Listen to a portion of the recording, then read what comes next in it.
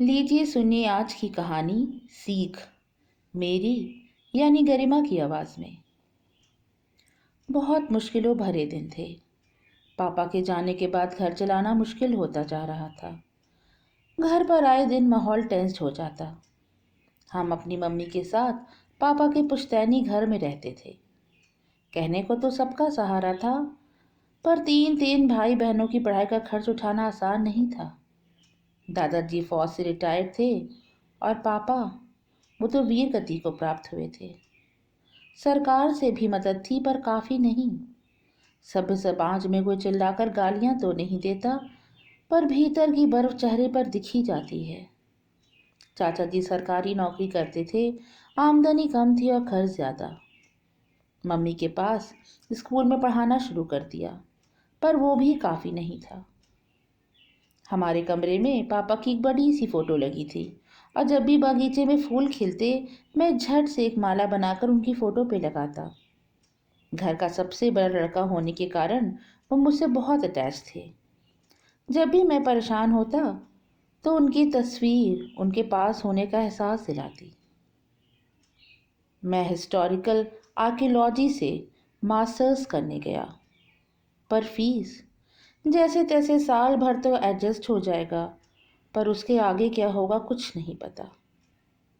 फिर एक रात मुझे सपने में पापा आए।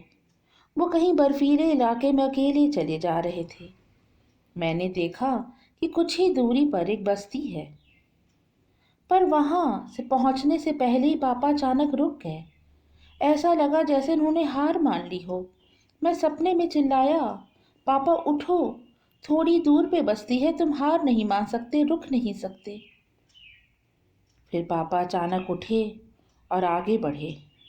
मैं नींद में ही मुस्कुरा रहा था, जैसे मैंने कोई विजय प्राप्त कर ली हो।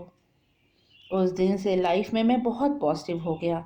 मुझे लगता मंजिल बहुत पास है और मुझे हार नहीं माननी है। कॉलेज में मेरे सबसे अच्छे दिन थे। पापा के कारण सब मुझे बहुत सम्मान देते। मैं भी अपनी और अपने पापा की बातें सबसे शेयर करता।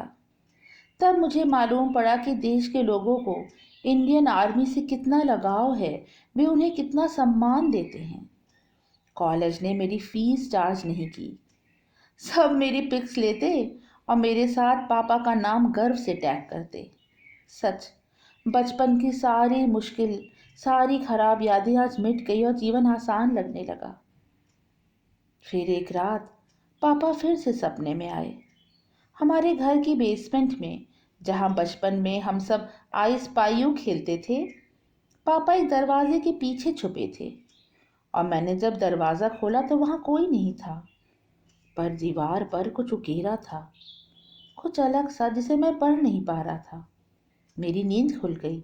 मुझे याद आया कि बेसमेंट में जब बचपन में हम खेलते थे, जब गर्मियों की छुट्टियों में हम दादाजी के यहाँ आते थे, तो हमें वहाँ मिट्टी के सिक्के मिले थे जो हमने बड़े संभाल कर रखे थे।